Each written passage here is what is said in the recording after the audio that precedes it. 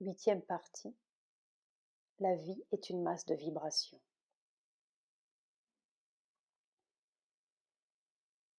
Invisibles agissent ici d'énormes et obscures énergies du monde, et seuls des ruisselets et des courants sont notre part.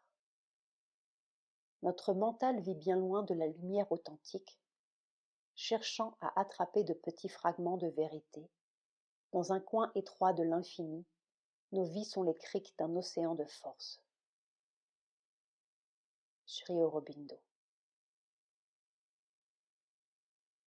La vie est une masse de vibrations.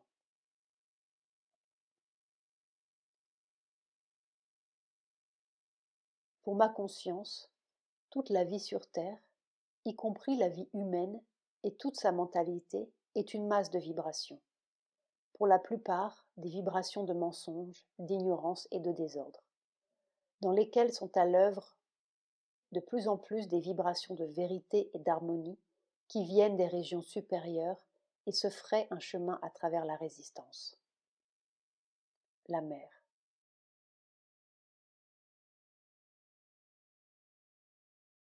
Le hasard ne peut être que le contraire de l'ordre et de l'harmonie.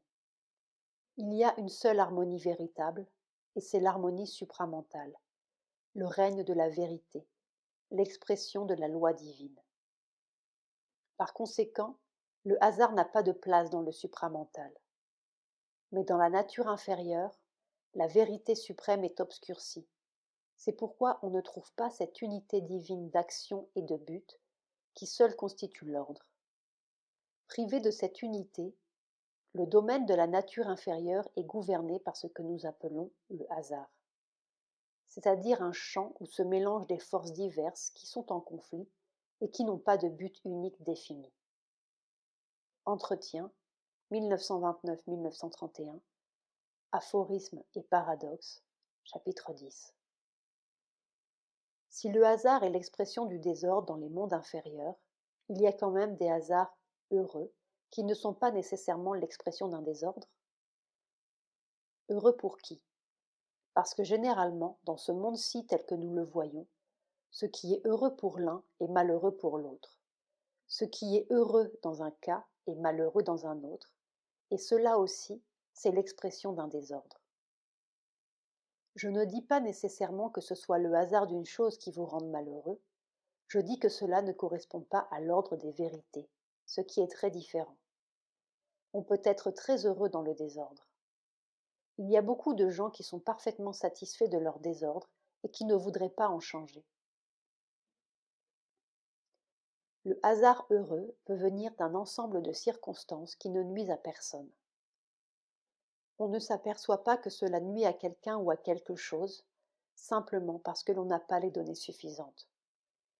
Nous ne pouvons pas juger des circonstances parce que nous ne connaissons pas le monde. Qu'est-ce que nous en connaissons? Nous avons une vision tellement courte et tellement limitée.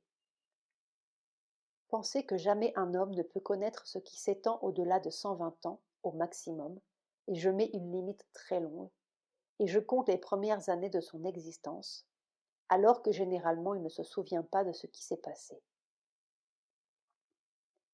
Qu'est-ce que l'on sait du monde en un temps si court? Rien du tout. Et même en admettant que l'on puisse se souvenir suffisamment pour connaître le résultat ou l'antécédent d'un soi-disant hasard, c'est une connaissance tout à fait locale. Qu'est-ce que l'on sait de ce qui se passe aux antipodes ou dans 1 million d'autres endroits sur la Terre au même moment? Nous n'en savons rien. Et comme nous savons que tout ce qui arrive est lié, que toutes les choses sont étroitement liées consciemment, qu'il ne peut pas y avoir une vibration dans un endroit sans qu'il y ait des conséquences dans un autre, comment pouvons-nous savoir si notre hasard n'est pas nuisible pour l'un, même s'il est favorable pour nous?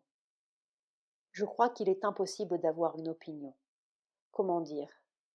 Une opinion légitime sur les choses, parce que l'on ne sait pas ce qui se passe dans le monde. Nous ne connaissons pas l'ensemble, nous ne connaissons rien du jeu des forces, et nous disons que le hasard est le résultat d'un jeu de forces.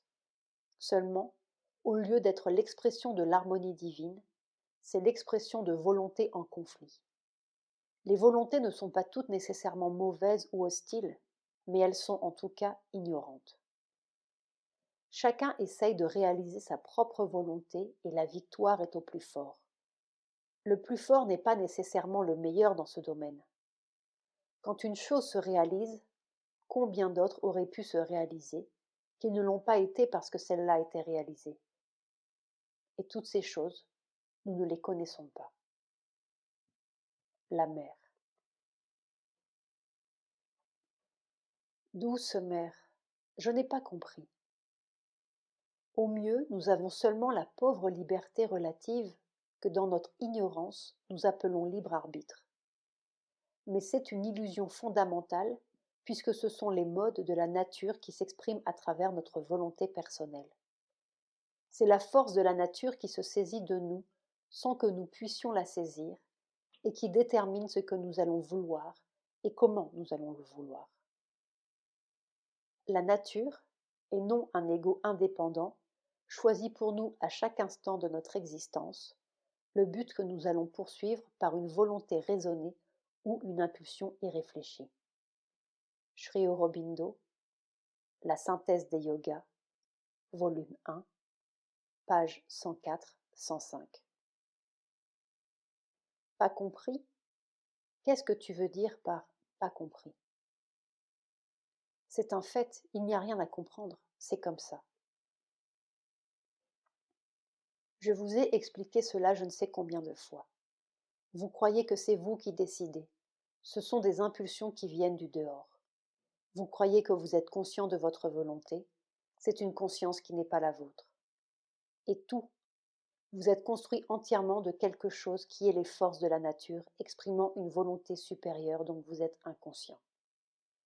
Seulement, on ne comprend cela que justement quand on est capable de sortir, ne serait-ce que pour un moment, de son ego. Parce que l'ego, c'est cela qui fait sa force, il est convaincu que c'est lui qui décide. Mais si l'on regarde attentivement, on s'aperçoit qu'il est mu par toutes sortes de choses qui ne sont pas lui. Mais alors, qu'est-ce qu'on appelle la volonté mentale et vitale? C'est une expression de quelque chose qui n'est pas personnel. Si on analyse avec soin, on s'aperçoit que, par exemple, tout ce que l'on pense a été pensé par d'autres, que ce sont des choses qui circulent et qui passent à travers vous, mais vous n'avez pas engendré cette pensée. Vous n'êtes pas à l'origine de cette pensée. Toutes vos réactions proviennent de l'atavisme de ceux qui vous ont donné naissance et du milieu dans lequel vous avez vécu, de toutes les impressions qui se sont amassées en vous et qui ont constitué quelque chose qui vous paraît être vous-même, mais qui n'est pas engendré par vous, qui est seulement senti, éprouvé. Vous en devenez conscient au passage, mais ce n'est pas vous qui l'avez créé, pas vous qui lui avez donné naissance. On pourrait dire que ce sont comme des bruits quelconques, paroles, musique, n'importe quoi, qui sont enregistrés par un instrument, puis réexprimés par un autre instrument, qui répète, comme le gramophone par exemple. Vous ne direz pas que c'est le gramophone qui a créé le son que vous entendez, n'est-ce pas? Cela ne vous viendrait pas à l'esprit.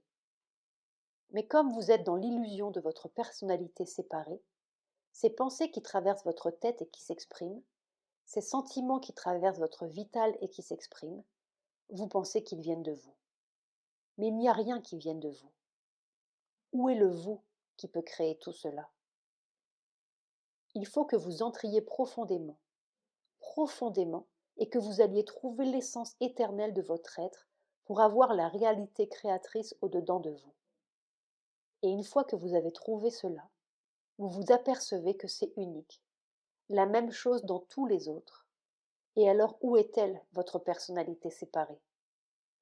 Il ne reste plus rien. Oui, ce sont des instruments d'enregistrement et de reproduction, et il y a toujours, on peut appeler cela des déformations. Ce peuvent être des déformations pour le mieux, ce peuvent être des déformations pour le pire, ce peuvent être des changements assez grands. Les combinaisons intérieures sont telles que les choses ne se produisent pas exactement comme elles ont passé de l'un à l'autre, parce que l'instrument est très complexe. mais c'est une seule et même chose qui est mue par une volonté consciente qui est tout à fait indépendante des volontés personnelles. Quand le Bouddha voulait faire comprendre ces choses à ses disciples, il leur disait: chaque fois que vous émettez une vibration, un désir par exemple, le désir d'une chose précise, votre désir va se mettre à circuler de l'un à l'autre à travers l'univers, et tournera autour et vous reviendra.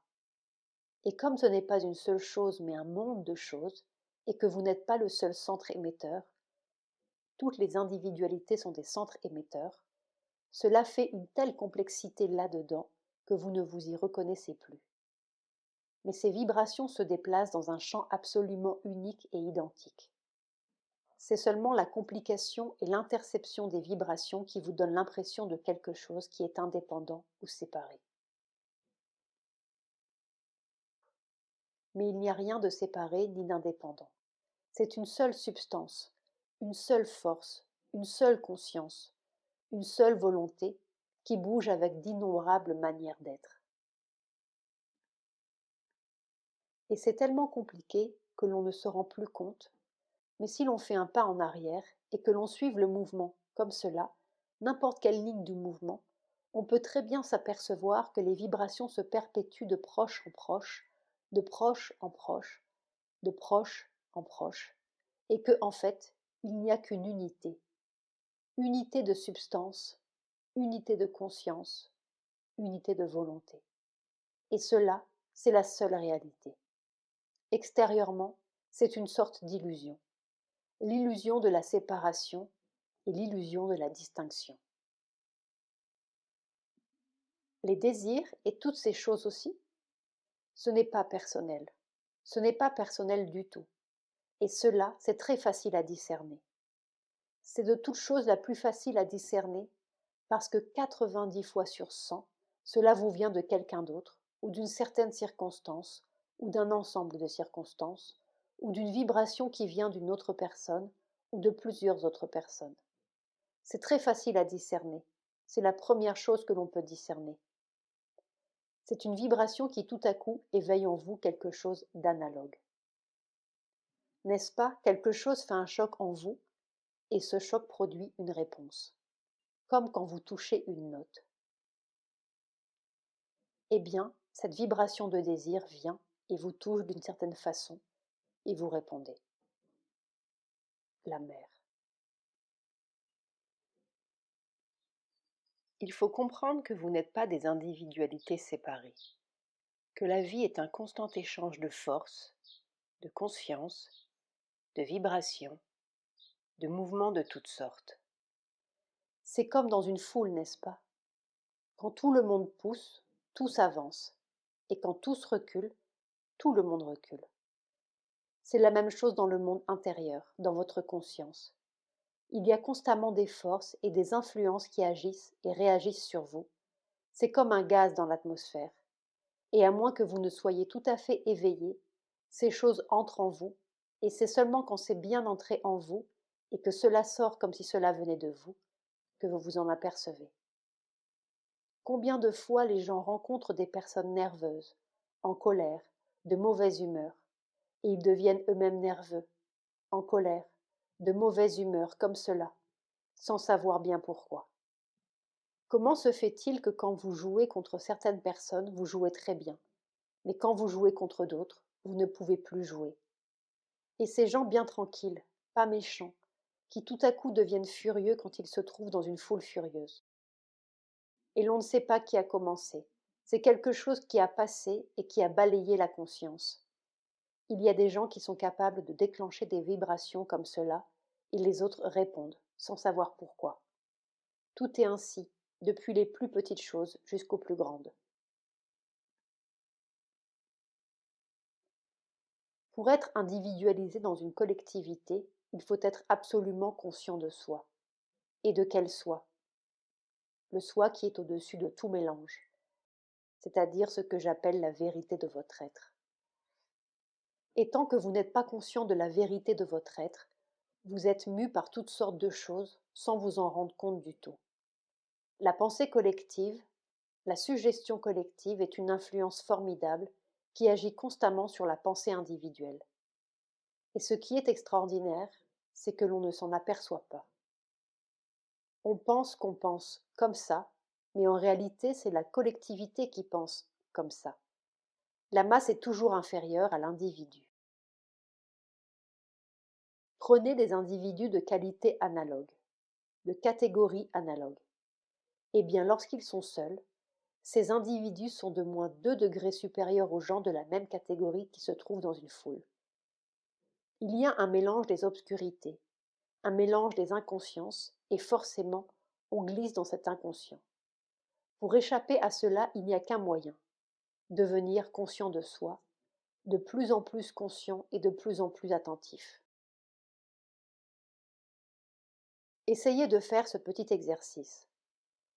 Au commencement de la journée, dire ⁇ Je ne parlerai pas sans penser à ce que je dis ⁇ Vous croyez, n'est-ce pas, que vous pensez tout ce que vous dites? Ce n'est pas du tout le cas. Vous verrez que tant de fois le mot que vous ne voulez pas dire est prêt à sortir et que vous êtes obligé de faire un effort conscient pour l'empêcher de sortir. J'ai connu des gens qui avaient grand scrupule à ne pas dire de mensonges, mais tout de suite, quand ils se trouvaient en groupe, au lieu de dire le vrai, ils disaient spontanément des mensonges.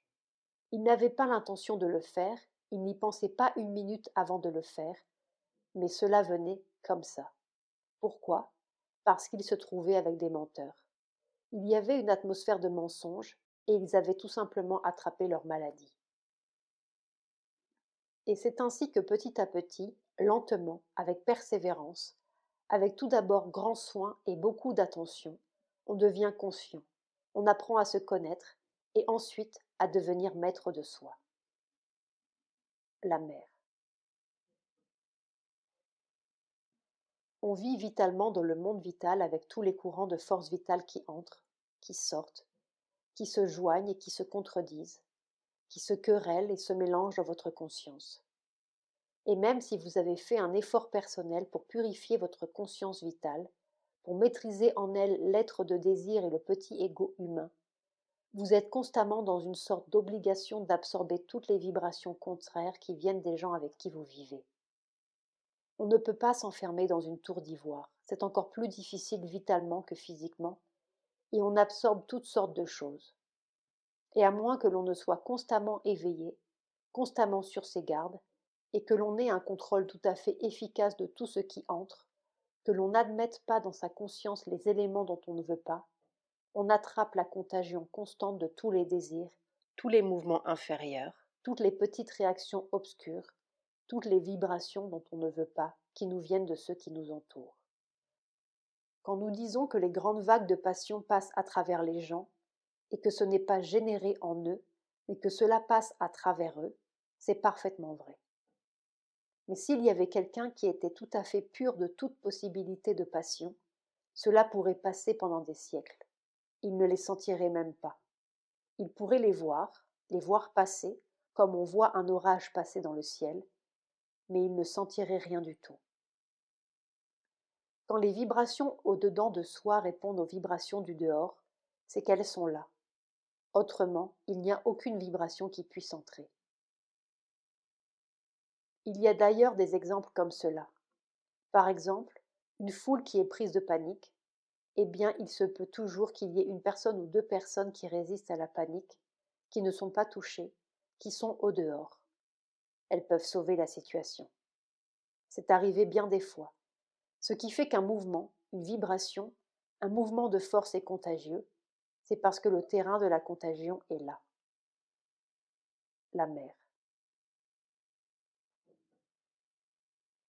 La maîtrise individuelle du désir suffit-elle ou faut-il une maîtrise générale, collective? Ah, voilà. Est-il possible d'obtenir une transformation personnelle totale sans qu'il y ait au moins une correspondance dans la collectivité? Cela ne me paraît pas possible. Il y a une telle interdépendance entre l'individu et la collectivité que, à moins que l'on ne fasse ce que les ascètes ont prêché, c'est-à-dire échapper au monde, sortir de là complètement, le laisser là où il est et se sauver égoïstement en laissant tout le travail aux autres, à moins que l'on ne fasse cela, et encore là j'ai mes doutes, Est-il possible d'effectuer une transformation totale de son être tant que la collectivité n'a pas atteint au moins un certain degré de transformation? Je ne le crois pas. La nature humaine reste ce qu'elle est. On peut obtenir un grand changement de conscience, ça oui. On peut purifier sa conscience, mais la conquête totale, la transformation matérielle dépend certainement en grande partie d'un certain degré de progrès dans la collectivité. Le Bouddha disait avec raison que tant que vous avez en vous une vibration de désir, cette vibration se répandra dans le monde et tous ceux qui sont prêts à la recevront. De même, si vous avez en vous la moindre réceptivité à une vibration de désir, vous serez ouvert à toutes les vibrations de désir qui circulent dans le monde constamment. La mer. Ce n'est que par un effort très continu que l'on peut arriver à surmonter ces difficultés. Et encore, il semble impossible de se couper complètement de la solidarité avec le reste du monde. Par conséquent, une parfaite pureté, une parfaite perfection semble impossible tant que le monde n'est pas arrivé au moins à un certain degré de perfection. Même l'ascète, le solitaire qui va s'asseoir dans une grotte ou sous un arbre dans la jungle, il ne peut pas complètement se libérer de cette solidarité avec le reste du monde. L'air qu'il respire est plein de toutes les vibrations du monde. La nourriture qu'il mange, quelle qu'elle soit, même si elle est réduite au minimum, contient les vibrations du monde et par conséquent, il suffit qu'il existe pour qu'il y ait une solidarité avec les difficultés du monde. C'est d'ailleurs pour cela que le chemin est si long. Même sans avoir aucune autre considération que celle de ce que l'on absorbe constamment au-dedans de soi en respirant et en se nourrissant, toutes ces choses, il faut constamment les transformer à mesure qu'on les absorbe.